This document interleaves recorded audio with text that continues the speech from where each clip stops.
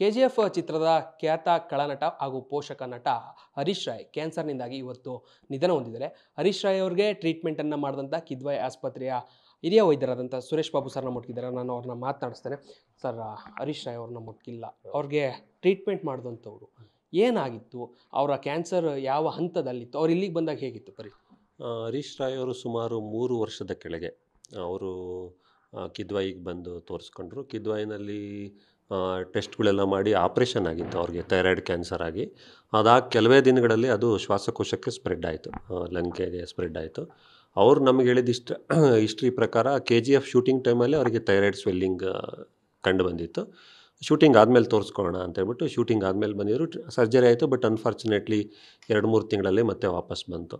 So ವಾಪಸ್ ಬಂದಾಗ ಏನಾಗುತ್ತೆ, ಅವ್ರು ಬಂದಾಗ ಸ್ಟೇಜ್ 4 ಅಂದರೆ ಫೈನಲ್ ಸ್ಟೇಜಲ್ಲಿದ್ದರು, ಲಂಗೆಲ್ಲ ಸ್ಪ್ರೆಡ್ ಆಗಿತ್ತು. ಸೊ ಫೈನಲ್ ಸ್ಟೇಜ್ಗಳಲ್ಲಿ ಏನಾಗುತ್ತೆ, ನೀವು ಟ್ರೀಟ್ಮೆಂಟ್ ಕೊಟ್ಟು ಗುಣ ಮಾಡಲಿಕ್ಕಾಗಲ್ಲ, ಬಟ್ ಟ್ರೀಟ್ಮೆಂಟ್ ಕೊಟ್ಟು ಮುಂದೆ ತಳ್ಳುವಂಥ ಪ್ರಯತ್ನ ಖಂಡಿತ ಮಾಡ್ಬೋದು. ಸೊ ಅವ್ರಿಗೊಂದು ಟಾರ್ಗೆಟೆಡ್ ಥೆರಪಿ ಶುರು ಮಾಡಿದ್ವಿ. ಸೊ ಅದಕ್ಕೆ ಅವರು ತುಂಬ ಚೆನ್ನಾಗಿ ರೆಸ್ಪಾಂಡ್ ಮಾಡಿದ್ರು. ಸುಮಾರು 1.5 ವರ್ಷಗಳ ಕಾಲ ಆ ಟಾರ್ಗೆಟ್ ಥೆರಪಿನಲ್ಲಿ ಚೆನ್ನಾಗಿದ್ದರು. ಸೊ ಅದಾದಮೇಲೆ ಕೆಲವೊಂದು ಸಿನಿಮಾಗಳಲ್ಲೂ ಮಾಡಿದ್ರು, ಒಂದು ತೆಲುಗು ಸಿನಿಮಾನೂ ಮಾಡಿದೆ ಅಂತ ನನ್ನ ಹತ್ರ ಬಂದು ಹೇಳಿದರು. ಅದಾದಮೇಲೆ ಸ್ವಲ್ಪ ಪ್ರೋಗ್ರೆಸ್ ಕಂಡು ಮತ್ತೆ ಸೆಕೆಂಡ್ ಲೈನ್ ಟಾರ್ಗೆಟೆಡ್ ಥೆರಪಿ ಕೊಟ್ವಿ. ಅದಕ್ಕೂ ರೆಸ್ಪಾಂಡ್ ಮಾಡಿದ್ರು. ಅದಕ್ಕೂ ಸುಮಾರು ಒಂದು ವರ್ಷ ಇದು ಮಾಡಿದ್ರು. ಕಳೆದ 4-5 ತಿಂಗಳುಗಳಿಂದ ಸ್ವಲ್ಪ ಡಿಟ್ಯೂರೇಷನ್ ಆಗಿತ್ತು.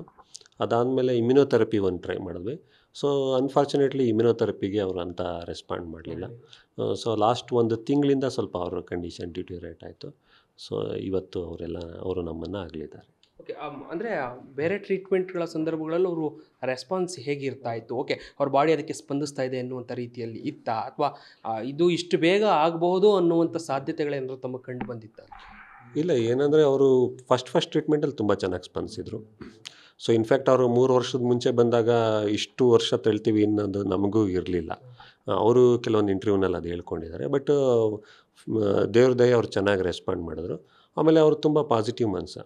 ಸೊ ನಾನು ಮಾತಾಡ್ದಂಗೆ ಅವ್ರು, ಇಲ್ಲ ಸರ್ ನೀವು ಕೊಡಿ, ಏನಾಗಲಿ ನನಗೆ ಒಳ್ಳೇದಾಗುತ್ತೆ. ಈವನ್ ಲಾಸ್ಟ್ 3-4 ತಿಂಗಳ ಮುಂಚೆ ಪ್ರೋಗ್ರೆಸ್ ಆದಾಗ್ಲೂ ಅವರು, ಇಲ್ಲ ಸರ್ ಯಾವ ಇಂಜೆಕ್ಷನ್ ಬೇಕಾದ್ರೂ ಟ್ರೈ ಮಾಡಿ, ನನಗಿನ್ನ ಹೋಪ್ಸ್ ಇದೆ, ನನಗೆ ಚೆನ್ನಾಗಾಗುತ್ತೆ. ಸೊ ಆ ಉದ್ದೇಶದಿಂದ ನಾವು ಇಮ್ಯುನೋಥೆರಪಿ ಒಂದು ಕಾಸ್ಟ್ಲಿ ಇಂಜೆಕ್ಷನ್ ಅವ್ರಿಗೆ ಟ್ರೈ ಮಾಡಿದ್ವಿ, ಒಂದು 2-3 ಕೊಟ್ವಿ.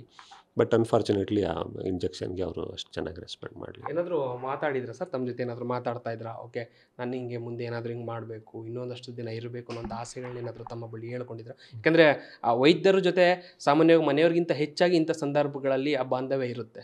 ತಮ್ಮ ಜೊತೆ ಏನಾದರೂ ಆ ಥರ ಮಾಡ್ಕೊಂಡಿದ್ರು. ಅವರಿಗೆ ಸಿನಿಮಾದಲ್ಲಿ ಇನ್ನೂ ತುಂಬ ಆ್ಯಕ್ಟ್ ಮಾಡಬೇಕು ಅಂತ ಆಸೆ ತುಂಬ ಆಗಿತ್ತು. ಸೊ KGF ಬಗ್ಗೆ ಎಲ್ಲ ಮಾತಾಡೋರು.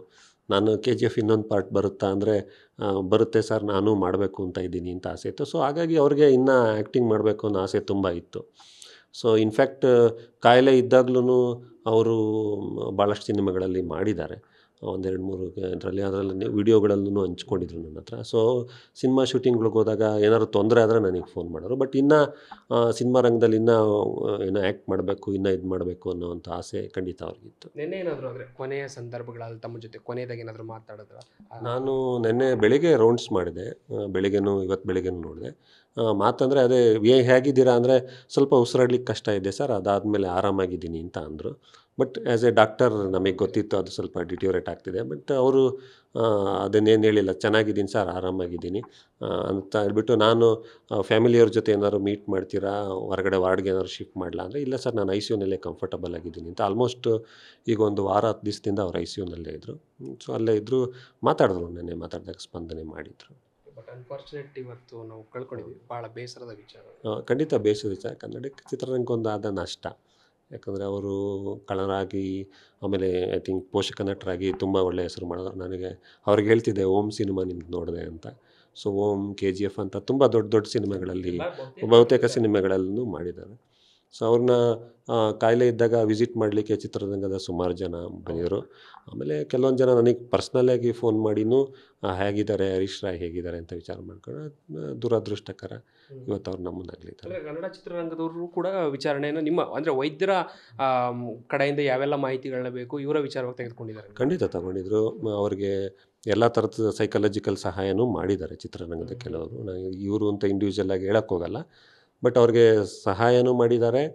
ಆಮೇಲೆ ನನಗೆ ಫೋನ್ ಮಾಡಿನೂ ಭಾಳ ಜನ ಹರೀಶ್ ರಾಯ್ ಸರ್ ಹೇಗಿದೆ, ಏನು ಏನಾಗುತ್ತೆ ಅಂದರೆ ಅವ್ರು ಟಿ ವಿನಲ್ಲಿ ಅವ್ರು ಇಂಟರ್ವ್ಯೂ ಕೊಟ್ಟಿದ್ದುಗಳು ನೋಡಿದ್ಮೇಲೆ ನನಗೆ ಫೋನ್ ಮಾಡಿದ್ದೆಲ್ಲ ಇದು.